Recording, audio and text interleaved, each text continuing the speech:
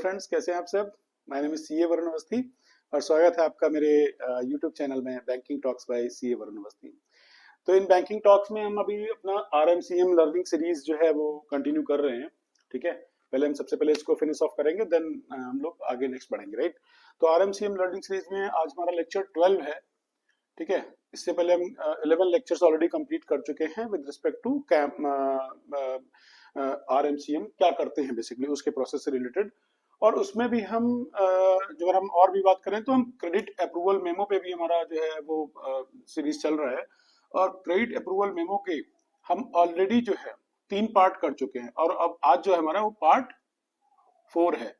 Part 1 हमने किया था बेसिकली अपना बरोबर की डिटेल्स को लेकर के कि उनको क्या लिमिट्स चाहिए, उसको हम कैसे कैप्चर करते हैं कैम में। फिर पार्ट 2 हमने किया था प्रमोटर का बैकग्राउंड कैसे लिखते हैं और बिजनेस मॉडल कैसे समझते हैं किसी कस्टमर का।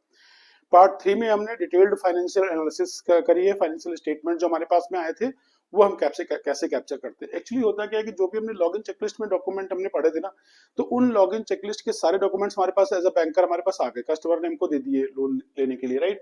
अब उन्हीं डॉक्यूमेंट्स को हमको ट्रांसलेट करना है अपने क्रेडिट अप्रूवल मेमो में। तो अभी हमने फाइनेंशियल्स कर लिए थे, जो हमारे पास 3 साल के फाइनेंशियल आए थे वो मैंने बताया कैसे कैप्चर करते हैं। और अब हम आज जो है बात करेंगे वो बेसिकली बात करेंगे बैंकिंग एनालिसिस पे। यानी हमारे पास में जो मैंने बताया था ना कि कुछ बैंक जो है लास्ट 12 मंथ्स का बैंक स्टेटमेंट लेते हैं, एग्जिस्टिंग जो भी ऑपरेशन चल रहे होते हैं बिजनेस के उसके लास्ट 6 मंथ्स का बैंक स्टेटमेंट लेते हैं, कुछ बैंक 12 मंथ्स का लेते हैं। तो जो बैंक भी जितने भी मंथ्स का ले रहे हैं तो उन बैंक स्टेटमेंट का फिर क्रेडिट मैनेजर को, रिलेशनशिप मैनेजर को एनालिसिस करना पड़ता है और उसको कैम में कैप्चर करना पड़ता है। तो वो बात हो रही है आज, राइट। तो हम स्टार्ट करते हैं कि हम आखिर उस बैंक स्टेटमेंट हमारे पास आ गया, हमने देख लिया कि बैंक स्टेटमेंट जेनाइन है, ठीक है, लोगों को बराबर लगा हुआ है, सब चीजें हैं। और आजकल तो क्या है कि बैंक स्टेटमेंट एनालिसिस करने के लिए परफ्यूज एक करके है सॉफ्टवेयर, उसमें आप बैंक स्टेटमेंट अपलोड कर दीजिए और अपलोड करने के बाद में उसको एक एक्सेल में आउटपुट आ जाता है, राइट। तो बेसिकली जो वर्किंग वाला पार्ट है वो रिलेटिवली कम हो गया है क्रेडिट मेजर्स का, और एनालिसिस वाला पार्ट, इंटरप्रिटेशन वाला पार्ट जो है वो अच्छा खासा हो गया है, ठीक है। तो पहले जो पंचिंग करनी पड़ती थी कि हमें बैंक स्टेटमेंट आया और उसके में देख करके हम डेबिट क्रेडिट एंट्री सब डाल रहे हैं, क्या इनवर्ड बाउंस है, क्या आउटवर्ड बाउंस है, ये सब चेक कर रहे हैं, वो सब नहीं रह गया है। वो सब आप अपलोड करिए परफ्यूज सॉफ्टवेयर में और 5 मिनट में आपका आउटपुट जनरेट हो जाता है कि भाई ये एक एक्सेल में आ गया कंप्लीट वो जो बैंक स्टेटमेंट है। और उसके बाद में हम उसका एनालिसिस करते हैं। तो कौन कौन से पैरामीटर चेक करते हैं बैंकिंग एनालिसिस में, तो एक वर्ड आपको दिख रहा होगा चर्निंग, इसको हम समझेंगे। फिर उसके बाद में इनवर्ड चेक रिटर्न है, आउटवर्ड चेक रिटर्न है, बैलेंसेस या यूटिलाइजेशन लेवल है वो देखिए क्या होता है, इंटरेस्ट सर्विसिंग क्या होती है, और पेनल इंटरेस्ट चार्जेस वगैरह कुछ है तो वो बात करेंगे। तो सबसे पहले चर्निंग की बात करते हैं, ठीक है। चर्निंग बेसिकली क्या है कि जो भी कस्टमर, जैसे हम एग्जांपल ने अपने जो हमारा लॉगिन चेकलिस्ट वाला एग्जांपल था, या हम अपनी लाइफ साइकिल कर रहे थे केस की, तो उसमें हमने एक मनोज ट्रेडर का एग्जांपल लिया था जिनका एनुअल टर्नओवर जो है वो 10 करोड़ रुपए था, ठीक है। 10 करोड़ रुपए उनका एनुअल टर्नओवर था। तो जो अगर वो 10 करोड़ रुपए का एनुअल टर्नओवर है, ठीक है, टर्नओवर मतलब कि वो माल बेच रहे हैं 10 करोड़ रुपए का। जब 10 करोड़ रुपए का माल बेचेंगे तो 10 करोड़ रुपए रिकवरी भी आएगी। जब माल बेचेंगे तो पैसा आएगा। हो सकता है कि कुछ पार्टी उनको बैंक में डायरेक्ट दें, कुछ पार्टी कैश में देंगे, कैश में देंगे तब भी इनको बैंक में जमा करना पड़ेगा, राइट। दोनों सिनेरियो में बैंक में ट्रांजेक्शन तो आना ही आना है, ठीक है।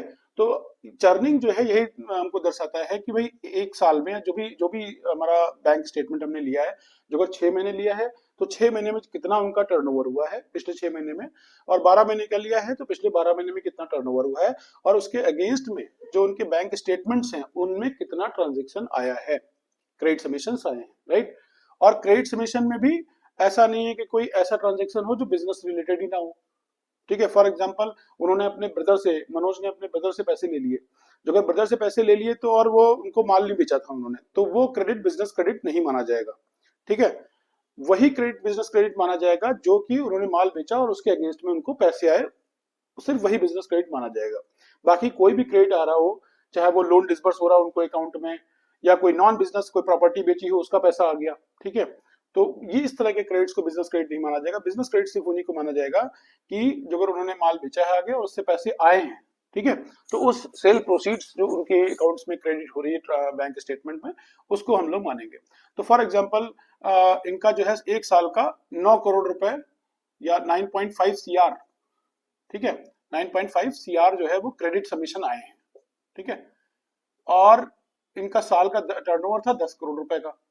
तो ये जो है 95% हमारा क्या हो गया, चर्निंग हो गई। ये वर्ड मतलब बैंकिंग में तो यूजली बहुत कॉमन है, जो अगर आप लोगों ने ऑलरेडी आप काम कर रहे हो तो आपको ये चर्निंग वर्ड पता होगा, नहीं है तो आप लोग प्लीज इसको जान लें, या कोई इंटरव्यू की तैयारी कर रहा है वो वीडियो देख रहा है तो वो लोग जान लें कि चर्निंग क्या होती है बैंक में। बैंक में कैम बनाते टाइम पे चर्निंग आखिर होती क्या है, what is churning? Churning is what, 9.5 CR divide by 10 CR is equal to 95%। तो 95% हम बोल सकते हैं इसमें जो है वो चर्निंग है, मतलब ये चीजें हैं। तो एक पॉइंट आपको क्लियर हो गया। इसमें एक चीज और भी है कि जब हम एक क्रेडिट समेशन ऊपर लिखते हैं, राइट, क्योंकि जब हम माल बेचते हैं तो हमें अकाउंट में पैसा आएगा तो हमारे अकाउंट में क्रेडिट होगा। तो क्रेडिट जो समेशन हैं उनकी हम क्वालिटी भी चेक करेंगे। क्वालिटी चेक करेंगे मतलब कि जो मैंने अभी बताया था कि जो नॉन बिजनेस क्रेडिट है वो तो हटा दिए, लेकिन जो बिजनेस क्रेडिट भी है, ऐसा तो नहीं कि कोई फेक सेल करी गई है और फेक सेल का एक एंट्री ले ली गई है, तो वो सब भी हमें as a credit manager, as a relationship manager जो हमको वो देखना चाहिए कि इस तरह का कोई भी ना हो। जितने भी पैरामीटर है ना, ये सब उसकी क्रेडिट वर्दीनेस को या तो बढ़ाते हैं या घटाते हैं। ठीक है, जो अगर चर्निंग आपकी 95% है और सारे बिजनेस जेन्युइन बिजनेस ट्रांजेक्शन हैं, तो ये आपकी जो क्रेडिट वर्दीनेस है उसको ऐड करता है, एक बोरोवर की क्रेडिट वर्दीनेस को ऐड करता है। फॉर एग्जांपल, एक एग्जांपल लेते हैं कि यहाँ पे जो 9.5 सीआर था एक्चुअल में 4.5 सीआर ही है। तो जो 10 करोड़ का माल तो बेच रहे हैं बट वो पैसा वापस नहीं आ रहा है, तो यहाँ पे क्योंकि फिर कितनी चर्निंग हो जाएगी, यहाँ पे 45% ही चर्निंग हो जाएगी। तो इसका मतलब माल तो बेच दिया और पैसे ही नहीं आया, तो फिर ऐसे माल बेचने का फायदा क्या? तो जो अगर और कोई इनका बैंक स्टेटमेंट नहीं है और एक्चुअल में रिकवरी इनकी 45% ही है, तो फिर ये जो है प्रॉब्लमेटिक पीस होगा और ये इनकी क्रेडिट वर्दीनेस को निगेटिव करेगा। ठीक है, चर्निंग के बाद में इसमें एक और पॉइंट समझने वाला, अभी हमने बात सिर्फ क्रेडिट सबमिशंस की करी है। ठीक है, हम जब क्रेडिट सबमिशन देख रहे हैं तो ये भी देखना चाहिए कि जो जिन पार्टीज को सेल करते हैं उन्हीं से पैसा आ रहा है, ऐसा तो नहीं ए बी सी को माल बेच रहे हैं और पैसा एक्स वाई जेड से आ रहा है। तो वो भी हमको देखना चाहिए कि जो भी आपने जीएसटी रिपोर्ट्स और जीएसटी रिटर्न्स लिए हैं उसमें जिन भी पार्टीज को इनको माल बेचा जा रहा है, आप बैलेंस शीट भी एनालाइज करते हो, उसमें जो डेटर्स हैं उन्हीं को माल बेचा जाता है, तो उनसे पैसा आ रहा है कि नहीं आ रहा है। और सिमिलरली जो एक बैंक स्टेटमेंट में जो डेबिट साइड होती है, पेमेंट साइड होती है, जब अपना बोरोवर पेमेंट करता है, चेक इशू करता है, आरटीजीएस करता है पेमेंट करने के लिए, तो वो भी देखना चाहिए कि वो जो पेमेंट है वो सप्लायर्स को ही जा रहा है या किसको जा रहा है, जो सप्लायर्स है उसके जहां से वो परचेज करता है उन्हीं को जा रहा है या किसको जा रहा है। ठीक है, तो इस तरह से हमें डेबिट क्रेडिट का प्रॉपर एनालिसिस करना चाहिए और ये आपका चर्निंग रेशियो निकालना चाहिए और उसके बाद में उसकी क्रेडिट वर्दीनेस को जज करना चाहिए इस पर्टिकुलर पॉइंट से। तो यहाँ तक कोई डाउट है तो आप लोग एक बार कमेंट सेक्शन में डाल दो, तो अकॉर्डिंगली मैं उसको जो है एड्रेस कर लूंगा। उसके बाद में अगला जो पॉइंट आता है वो आता है इनवर्ड चेक रिटर्न का। इनवर्ड चेक रिटर्न मेरे को थोड़ा समझाना पड़ेगा, क्योंकि बिकॉज जो लोग ऑलरेडी काम कर रहे हैं ना उनको भी मैं देखता हूँ ये कंफ्यूजन होता है कि इनवर्ड और आउटवर्ड क्या होता है। और इंटरव्यू में पूछे जा सकता है, क्योंकि जो अगर आप एमएसएमई लैंडिंग के लिए, या ये तो ऐसी चीज है ना कि जो अगर कोई भी पर्सन का inward check return, cheque bounce जिसको बोलते हैं वो होता है, लेकिन दो टाइप के होते हैं, तो अपने को समझना पड़ेगा। तो मैं आपको यहाँ पे एग्जांपल से समझाता हूँ। एक तो हम बात कर रहे हैं जैसे मनोज ट्रेडर्स की, राइट, मनोज ट्रेडर्स की। अब मनोज ट्रेडर का हमने काम बताया था कि हार्डवेयर ट्रेडिंग का है, देखो वो एग्जांपल मैं हमेशा कंटिन्यू रखूंगा। ठीक है, हार्डवेयर ट्रेडिंग का है। एग्जांपल लेते हैं कि इनका एक सप्लायर है, इनका एक सप्लायर है ABC कंपनी। ठीक है, और इनका एक बायर भी है XYZ। ठीक है, जो ये सप्लायर है ABC कंपनी ने, इसने क्या किया, गुड्स इनको बेचे। फॉर एग्जांपल मान लेते हैं 10 लाख रुपीस के, 10 लाख के गुड्स चले गए। जब गुड्स चले गए तो इनको पैसा पे करना है, ABC मनोज ट्रेडर इनको 10 लाख रुपए देगा, राइट। तो यहाँ पे लिख देते हैं मनी या फंड, जो भी आप समझना चाहो, मनी 10 लाख। बहुत ध्यान से देखना है। तो बेसिकली मनोज ट्रेडर को जो 10 लाख इन्होंने मनोज ट्रेडर ने जो ABC कंपनी जो इनका सप्लायर उसको 10 लाख पे किए, उसके लिए फॉर एग्जांपल इन्होंने चेक इशू कर दिया, और चेक इशू कर दिया और वो चेक इशू किया, लेकिन मनोज ट्रेडर के अकाउंट में जब जो चेक हिट हुआ जाके तो उस दिन पैसे नहीं थे, या किसी भी और वजह से चेक में अल्टरेशन थी, चेक में सिग्नेचर मिसिंग थे, कोई भी रीजन हो सकता है, या चेक में अकाउंट में उनके पैसे नहीं थे, तो मनोज ट्रेडर का चेक इनको 10 लाख रुपए ABC को पहुंचा, ABC ने अपने अकाउंट में लगाया और वो बाउंस हो गया। तो मनोज ट्रेडर जो हमारा बोरोवर है उसके लिए वो इनवर्ड चेक रिटर्न बोला जाएगा। ठीक है, मनोज ट्रेडर जो हमारा बोरोवर है, हम हमारे पास इनके डॉक्यूमेंट्स बैंक स्टेटमेंट आए हुए, तो इनके लिए वो जो है चेक बाउंस बोला जाएगा, इनवर्ड चेक रिटर्न बोला जाएगा मनोज ट्रेडर के लिए। बहुत ध्यान से देखना। मनोज ट्रेडर के लिए जो 10 लाख का चेक इशू किया इन्होंने एबीसी को पेमेंट करने के लिए और वो बाउंस हो गया, तो मनोज ट्रेडर के लिए इनवर्ट चेक रिटर्न बोला जाएगा। फिर से रिपीट कर रहा हूँ, सुन लो ध्यान से। उसके बाद में तो इनवर्ट चेक रिटर्न क्लियर है, ठीक है। हमने चेक इशू किया और मेरा बाउंस हो गया, मैंने आपको चेक दिया और वो बाउंस हो गया, तो मेरे लिए इनवर्ट चेक रिटर्न हो गया। और ये क्रेडिट वर्दिनेस को ऑब्वियसली घटाएगा कि मैं चेक इशू कर रहा हूँ या मनोज ट्रेडर चेक इशू कर रहे हैं और इनका चेक बाउंस हो रहा है, तो इनकी क्रेडिट वर्दिनेस को डिक्रीज करेगा, ठीक है। हर चीज पे आपको दिमाग में ये लगाना है कि ये पर्टिकुलर पॉइंट इनकी क्रेडिट वर्दिनेस को, इनकी जो है कैपेसिटी को जो है वो क्या इंक्रीज करेगा कि डिक्रीज करेगा, ठीक है। अब ये एक बायर है, ठीक है, एक सिनेरियो ये था हमारा। दूसरा सिनेरियो लेते हैं कि मनोज ट्रेडर ने हार्डवेयर जो है गुड्स किसी बायर XYZ को बेचा और ये 20 लाख का इन्होंने यहाँ पे गुड्स सप्लाई किया, 20 lakhs का गुड्स सप्लाई किया। और उसके बाद में